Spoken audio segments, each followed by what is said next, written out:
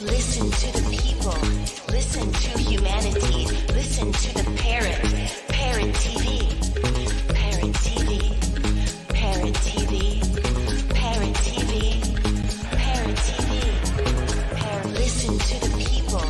Listen to humanity. Listen to the parrot. Parrot TV. Parrot TV. Parrot TV. Parrot TV. Parrot TV. Listen to the people. Listen to humanity. Listen to the parrot. Parrot TV. In a world where the quality of information available to poorer communities is doctored, tainted and sometimes regressive, where the words fake news have come to mean other people's opinions, it is vital to rely on news platforms with journalists who have feet on the ground and can report the truth. New York PARROT, a New York-based national and global news outlet, is changing the narratives of media operations. We focus on the news that matters, like self-empowerment, entrepreneurship, finances, health, security, politics, and more. We strive to curb violence, racial and economic discrimination, and to promote peace and socio-economic development of multiculturally diverse world. As we give voice to the people, we also give your business a voice and make it heard. Get your products and services off the ground by advertising on our fast-growing platform. With so much of daily visits to New York PARROT, you can't afford to be invisible to prospective clients on the websites they trust the most. Our posts reach millions of people across the New York State and around the world. Advertising on our news site will unlock an audience of thousands of potential customers on your doorstep. New York PARROT is born to prosperously speak tomorrow for the voiceless.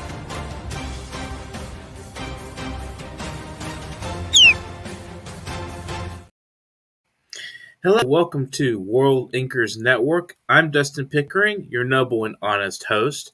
Today we have Ibai Robert, and he is from Bayelsa State, Nigeria, and a graduate of the Niger Delta University, Wilberforce Island. He practices law as a barrister and solicitor of the Supreme Court of Nigeria with a keen interest in international human rights law, cybercrime law, and IT law. E.B. Robert is a poet, playwright, and novelist. His poems have been featured in journals and magazines such as The Asian Signature, Tuck Magazine, Ovi Magazine, Poetic Diversity, The Mariner Journal, etc. He is widely published in anthologies such as the Emanations Anthology, Muse for World Peace Anthologies, etc. Ibai's play, An Empty Kingdom, was first published by Patridge Africa and later by Book Beyond Books. Another play of his titled Ziggy emerged as the second runner-up for the Ola Rotimi Prize for Drama and as a finalist for the African Writers Award held in Tanzania in 2021. His debut novel, The Creed of the Oracles, was published by international authors, and that's IA. The novel has been lauded for its originality and richness in language and is available in many online bookstores. Ibai Robert has won many awards in the fields of literature and law. He was the secretary of the Association of Nigeria Authors, Bayelsa State Chapter. He is a fellow of the World Institute for Peace and an associate member of the Chartered Institute of the Arbitrators, UK. Thanks for joining us today, Ibai. How are you today? I believe he's muted. Can we unmute him? Okay. Thank you. There you are. Gotcha. Nice to see you again. We had you last week, but we had some technical difficulties. Glad to have you back always.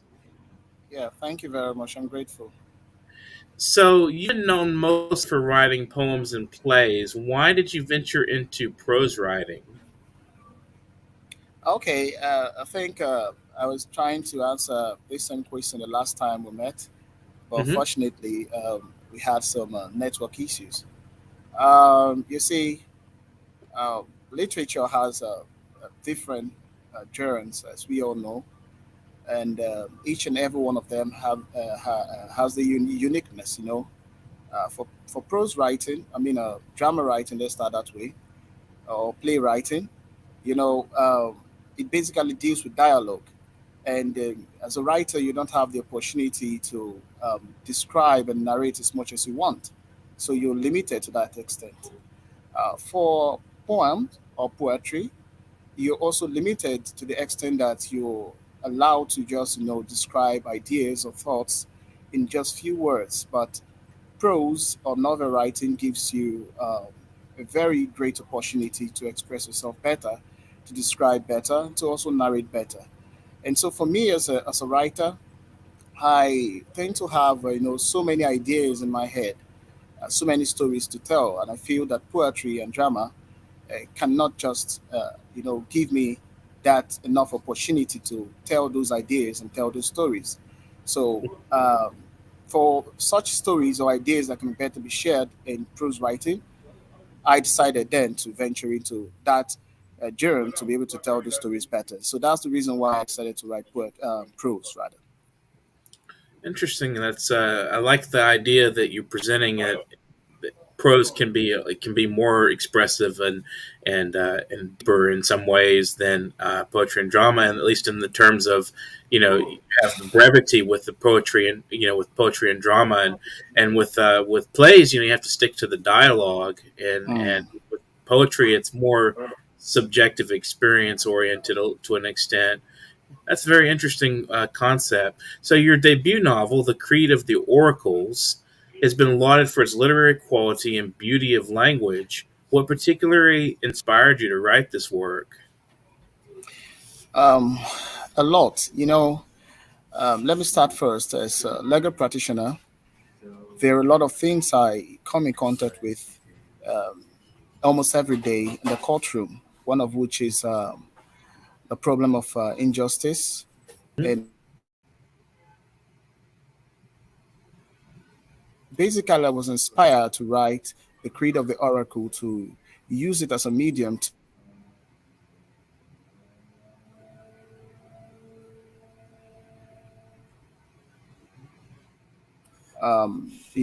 a special or unique Lego system, from the scratch, and then use it to, tell, you know, to tell my story, the story of corruption in the system, the story of injustice, and all of that. You get so.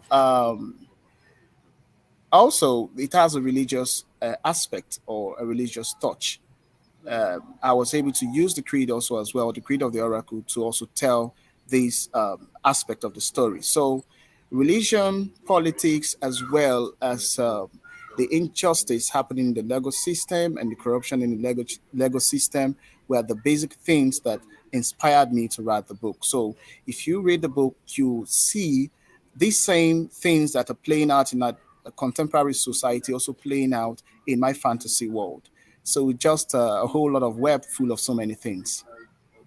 Hmm, that's very interesting. Is speculative fiction popular in Nigeria? That question is quite dicey. Relatively, no. It's not a genre that is completely, off the net.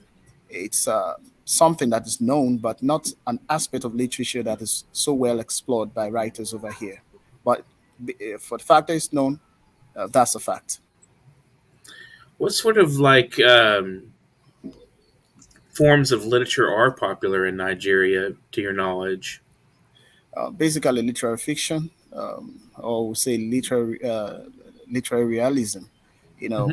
Most writers over here want to tell stories about things they know, things they come in contact with almost every now and then, as it's peculiar to the unique environment. For instance, so Niger Delta writers over here who want to tell about stories about environmental pollution, marginalization of minority groups over here and all.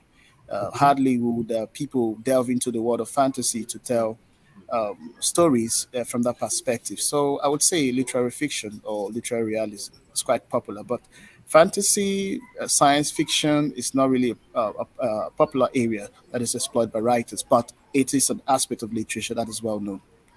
Hmm. Okay. So Professor Oz Hardwick has well extolled your world Veriverse in your recent book. What was it like engaging in the craft of world building? It's really a challenging craft, because you have a lot of things to just do when building your world. First, you have to be consistent in the world you're building. You have to create a new culture, if possible.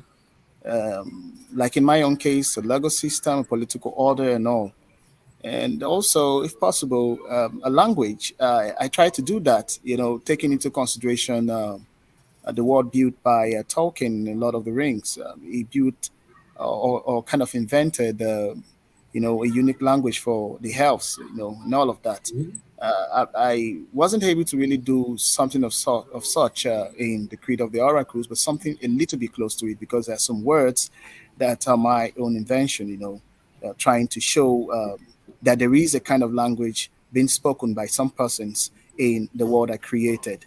So, like I said, um, political system, political order, also um, creating a language if possible, and all of that. It's just one big task for a writer to do. So it's an act or a craft that is really, really challenging. But if you're ready to do it, of course you can. And to create a world that is really convincing for people out there to look at and say, yes, indeed, you've done a good job.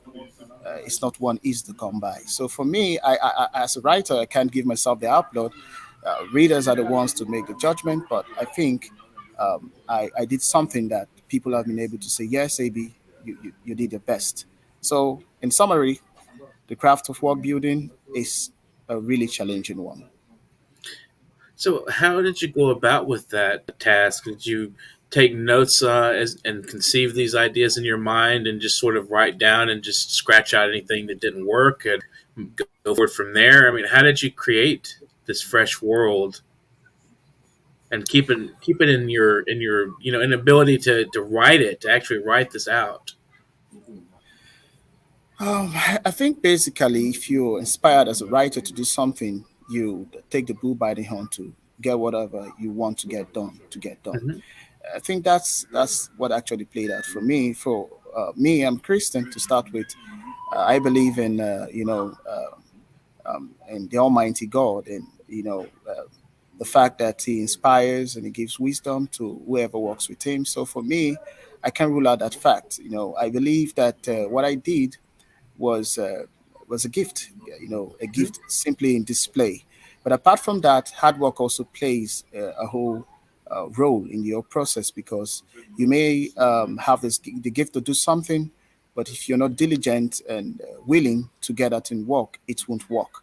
So, how does hard work come in? I think I did some reading. I got to read works of other people to also understand how they did theirs. Sometimes, if possible, know the mistakes they made and the things they got right, and then learn from the mistakes as well as those things they got right, and then try to understand all of this process and then get a good job done. So, to a very large extent, I can say that I was inspired, and so because I was inspired, it was to some extent easy for me to scale through the process. I think that's what I can say.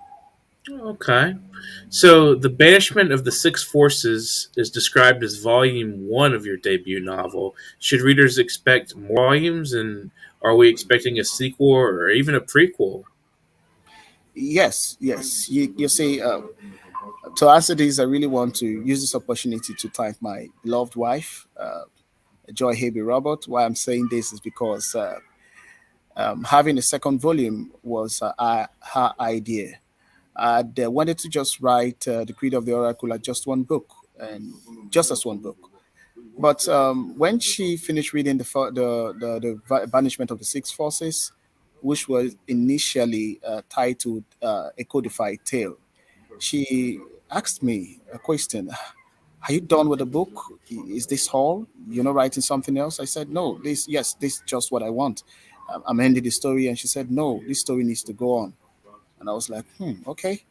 I thought about it and I felt, well, yes, it's true. I can actually write all the stories out of what I've already written. So that was how Volume 2 came about. I'm currently writing Volume 2, and I'm expecting another volume after that. So for the Creed of the Oracles, we have 3 volumes. Banishment of the Six Forces, the second one. Maybe when it comes out eventually, I think audience or readers will get to know about the title. And then there is also a volume after that. And then for a prequel, yes, of course, there's also a prequel in the pipeline. I think that should have 2 volumes. For now, I'm not so sure, but yes, there is. So prequel and also the Creed of the Oracle alongside.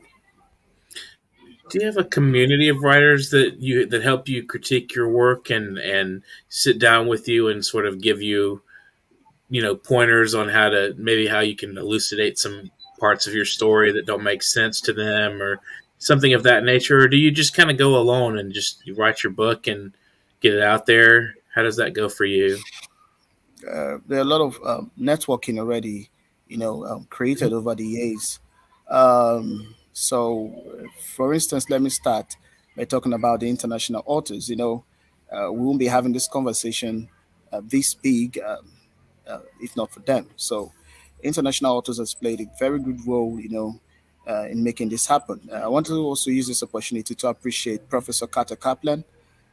He's been a good father, a friend, a mentor, and he played a great role also in advising me all through the process. So, the Creed of the Oracle is not just something that was made without any touch. There are people out there who have gone through the script, who have also advised on things to be done, things to touch, things to maybe even edit, and all of that. It's a whole web. So yes, there are some persons who have played one role or the other, but I can't particularly say that there is a community somewhere that play all of this role.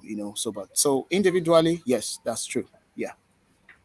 So, since you do both, all poetry, drama, prose, this kind of fiction, how do you remain so fluid and so good at writing all three? There was always this saying that one should not be a jack of all trade. Mm, for me, I say I'm not a jack of all trade, but I'm a jack of many trades. And yes, it can happen if you are determined and you're willing to do many things.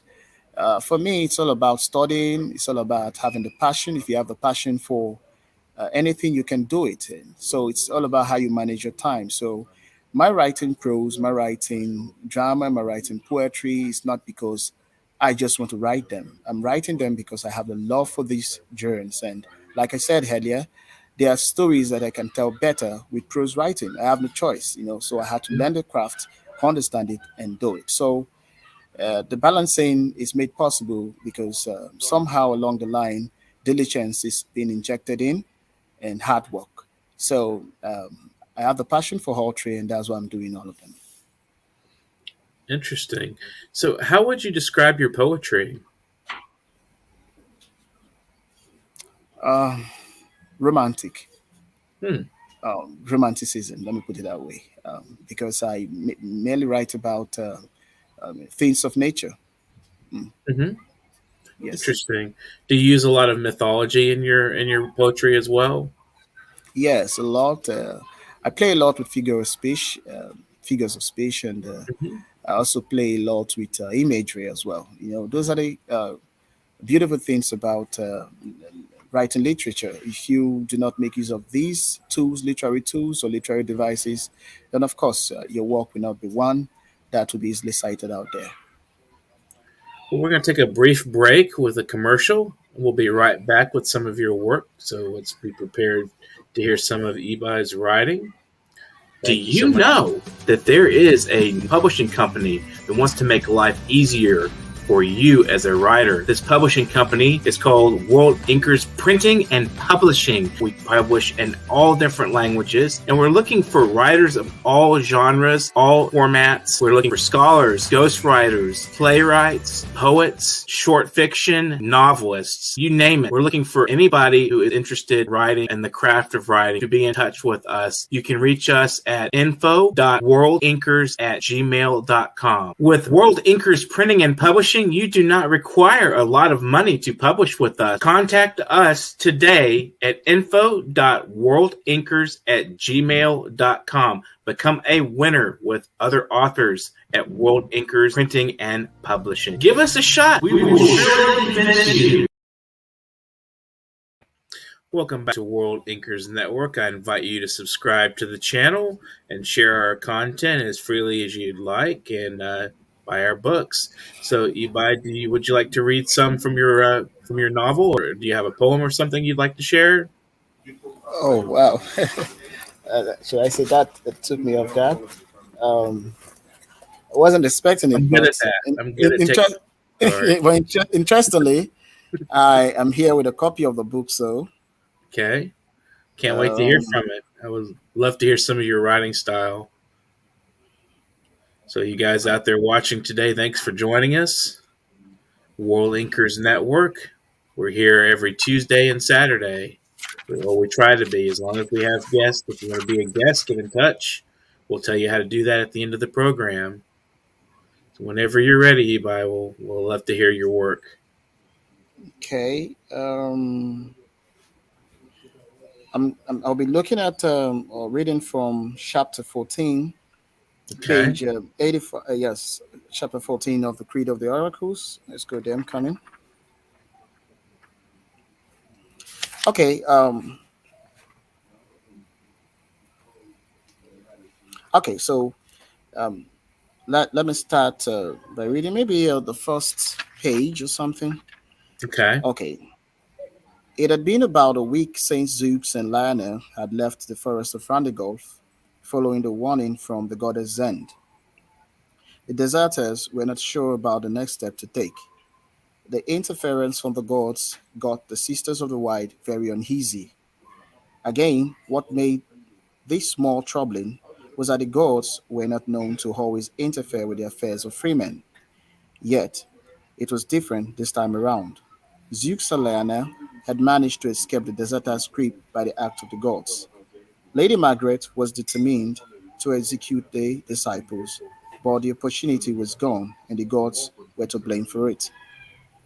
And while Margaret was disheartened by how the gods had granted the escapees the rights of way, getting the test was the most important thing at the time. How to get the test was not just a thought or wish. Many, Lady Margaret and Vic, strategized and also mapped out plans on how to get back the billet. However, none seemed to have made any headway. They had thought of meeting Bryce Drews for a way out, but that thought was abandoned considering the fact that a dark contract could end with Eleanor's hair, a charge from a sister goddess to Zend. Away from that, there was news from the tale-tellers that Ron Barrett was out of prison and that he was busy making ready a surprise package for the deserters. I don't know if I can hand it here or can go on. We get a little more time if you want to read more. Okay. The tale-tellers were a group of free men in the trade of telling tales. They moved from city to city, gathering happenings and events down to what transpired in the Tyros' bedrooms.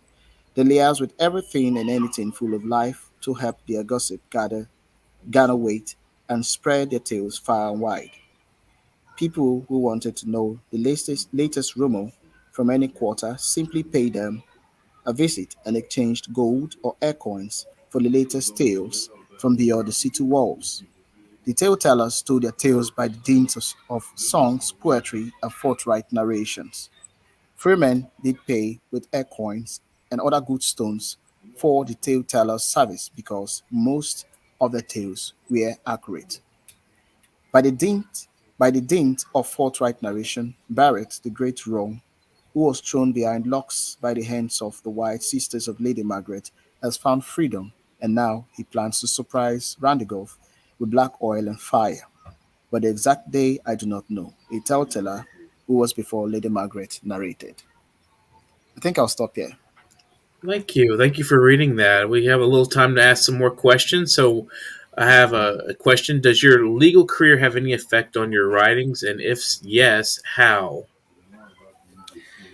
Yes, my legal career or my career as a legal practitioner has a lot of effect on my writing. A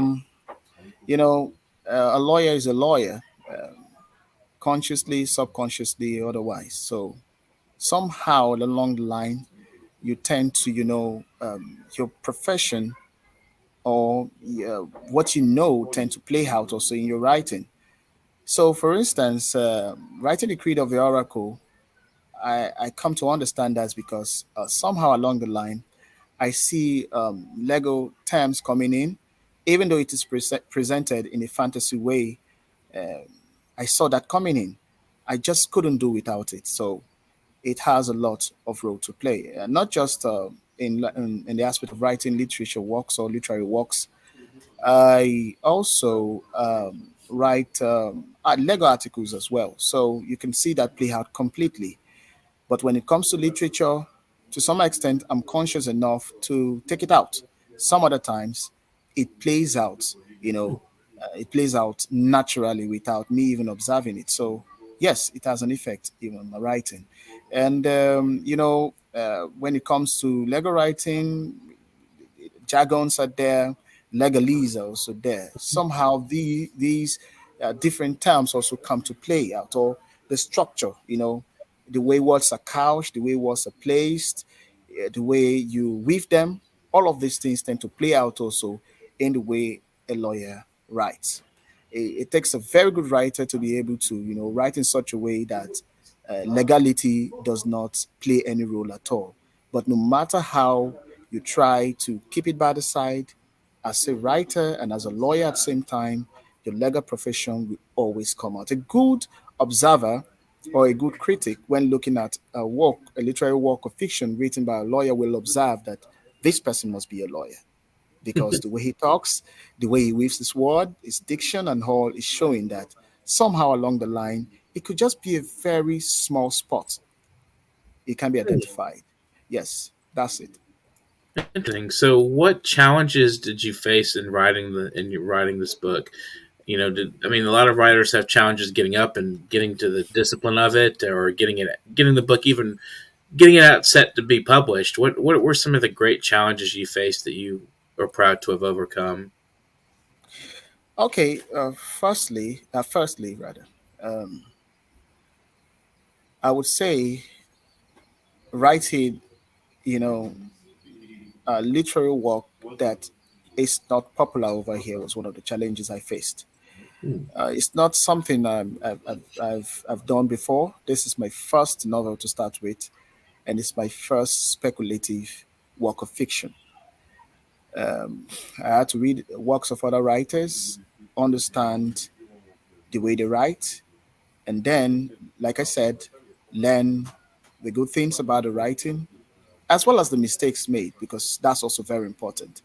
As a writer, if you do not learn the mistakes of other writers, then you cannot write well. So sometimes it's good to even read bad books, Hmm. because reading those bad books will make you know how to write badly. And you also understand how to escape in writing bad works.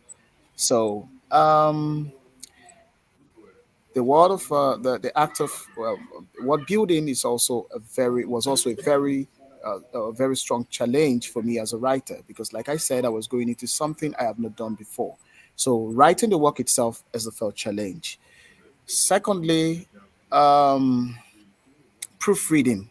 There's a problem that every writer must definitely face. The problem of reading a work with the mind with which you wrote the work. Hmm. So sometimes, if you make a mistake as a writer, you may not observe that mistake.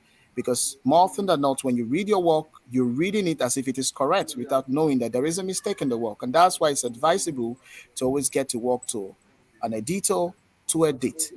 So the challenge there, along the line also is a challenge of, as a writer, reading your work without sometime identifying the errors there. So that's one challenge also that I face. But then again, I try to manage it by getting it to an editor because I needed the work to be very professional. So I got it to somebody who is very skilled in English language to do the editing, and that was how I was able to overcome the challenge. Although yes, the challenge was I overcame the challenge, but the challenge was there. That's a fact.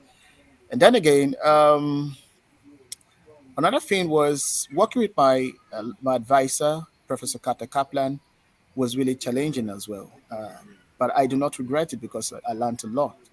What happened was all through the process, it carried me along, and I was able to learn a lot of things that I haven't learned before or I didn't know anything about so far as writing is concerned. For instance, formatting book, getting your work well formatted, the font size to use, the spacing, and all of these. You get these are things that, although yes, I know how to use the Microsoft Word, I know about the font teams, for or font types, and you know, and also justifying your work and all of that. But it's one thing just writing on a A4 paper on Microsoft Word, getting it saved and sending it out there. That is different from when you're formatting your work for publication. So I got to learn about that, and the process.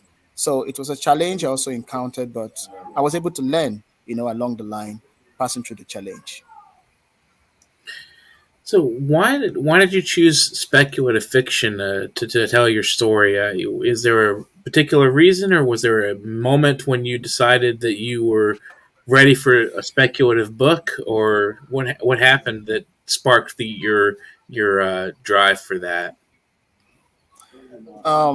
As a person, I like doing things that people or the crowd do not do. Hmm. I like doing things that a lot of people do not like doing. So when I looked at it, I realized that speculative fiction was not a popular genre over here in Nigeria. So I decided to go into it. And not just only that, because funny enough, it is one aspect of literature where you're given all the opportunity to express yourself. Okay, so for instance, if you want to create a man that has a leg of a cock, you can do so. You want to create a creature, anything you want to create, to exist in your world, you can do so. So your imagination is not limited by reality. But when it comes to literary fiction, you are limited, okay, or literary realism, you're limited by the things around you, the things around your environment. So, for instance, if you create a strange creature and bring it to the real world, the first question the reader or a good observer will ask is, does this actually exist? Okay, so except you're doing a work like magical or magic realism, where you can bring in elements of magic into the real world, Hmm. you are limited in the real world. So, but if it's a work of fantasy, you're permitted to imagine anything or write anything, so far as you can be able to convince the readers of the world you've created and of also the creatures or the inventions you've made. So when someone goes through your work and sees that your work is a work of fiction, then the person can say whatever goes. Yes, okay, he can do so because he can actually do so because he has actually created a world of fantasy. He has gone into an aspect of literature that gives him that leverage, that liberty to express himself as much as he wants. So Hmm. I'm actually somebody who is good at imagining things. I like imagining things out of the blue, out of the unknown. So um, I see speculative fiction as an opportunity to be able to express myself in that light, and that's the reason why I embraced it. How would you describe yourself as a writer? What kind of writer are you exactly, in your own words? Unpredictable. Hmm. I like it. So, what would you like to leave our viewers and other writers out there watching today with some words of wisdom, some thoughts, advice, anything, encouragement? Well, when I started as a writer, I remember a friend asked me, "What are you doing with these works? Are you being paid for them, or you being paid for writing these works?" Because sometimes I would just send my work out there without being paid. I just want the work to be out there for people to read the work and then get a feedback. For me, that's the most important thing, getting a feedback from the reader who says, "Well, I've gone through your work and I see that your work is really very good. Keep it up." But some other persons always put money at the front or at the forefront of the writing career. Well, working for money or writing for money is not a bad thing, anyways. I'm not saying that's out of the picture, but what I'm trying to say is that your fulfillment as a writer is that first thing first, or primarily, is that people read your work and they see the good work you've done, they applaud you, and are looking forward also to read more of your work. Hmm. So, what am I trying to say? Money will naturally follow. If you're a good writer, you've done a good work, a quality work out there. By the time people read your work, they will long for more, and then money will follow. So the advice to writers out there is why the love for money is not a bad thing. When I mean love for money, what I'm saying is why the desire to make money is not a bad thing.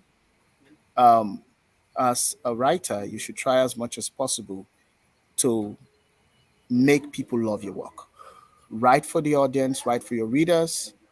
Don't put money at the front or at the forefront, because if you do so, then you may be making mistakes without knowing that you're making mistakes. Hmm. I don't know if it makes any sense. So Yeah, absolutely. just Passion was the just passion. go for the yes, go for passion, go for the Hmm. best, get a quality work out there, and other things will actually follow. And then also, publication is good. It's one of the mediums through which one can get his or her work out there.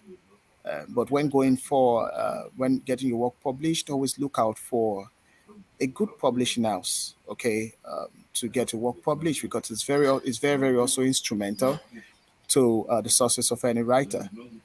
Hmm. Um, World Inkers Network, I think I'll recommend publishing house as well. It's also from what I've seen. I know Professor MUTIU OLAWUYI. He's a good fellow, mentor, and of course yourself, Dustin Pickering. I've seen a couple of your work and what you guys are doing. I can also recommend you guys, for publication. So get a good publisher. International Author is also doing a great job, and there are many others out there. So get a Hmm. good publisher, get a good editor. Please, as a writer, do not edit your work. Yes, you can proofread your work at first to get out the errors, but make sure no matter how good you are, get your work to a good editor to edit. Because no matter how good you are, even if you're a professor, you cannot give a perfect editing of your work. Someone else will have the eagle eye to do that. I think maybe those are just the few words I can leave out for Would you like to writers. share any shout outs or thank yous to anybody at the conclusion here?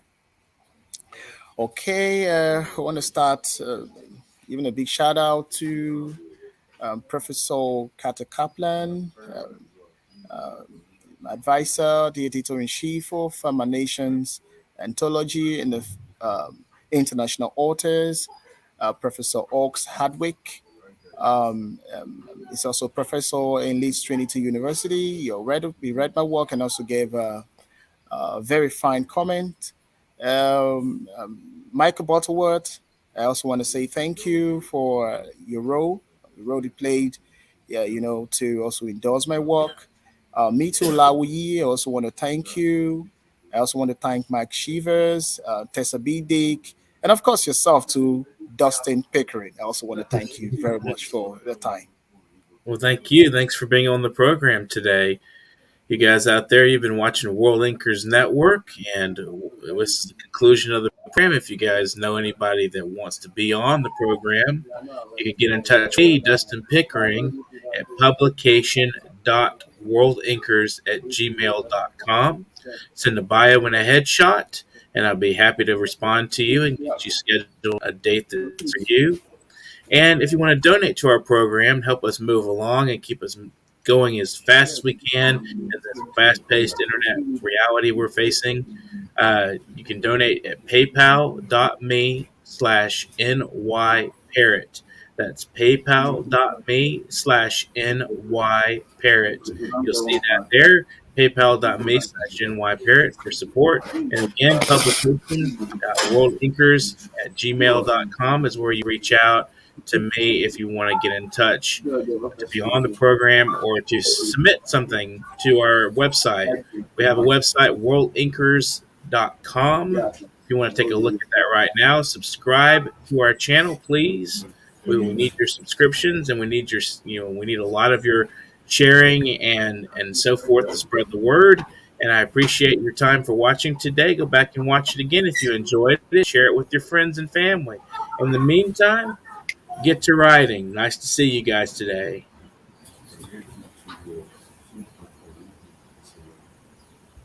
That's it. Done. Do you know that there is a publishing company that wants to make life easier for you as a writer? This publishing company is called World Inkers Printing and Publishing. We publish in all different languages, and we're looking for writers of all genres, all formats. We're looking for scholars, ghostwriters, playwrights, poets, short fiction, novelists, you name it. We're looking for anybody who is interested in writing and the craft of writing to be in touch with us. You can reach us at info.worldinkers@gmail.com. With World Inkers Printing and Publishing, you do not require a lot of money to publish with us. Contact us today at info.worldinkers@gmail.com.